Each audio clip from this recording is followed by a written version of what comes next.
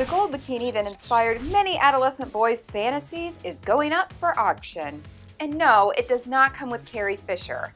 Hey there, it's Keri Lumm with Buzz60, and you could own the famous Princess Leia gold bikini.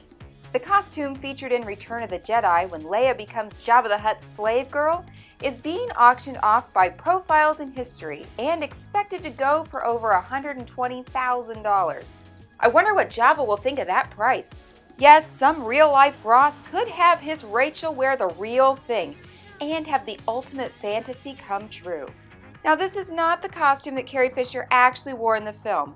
This was a version used on set before alterations were made for Miss Fisher's tiny frame. Her measurements come along with this costume.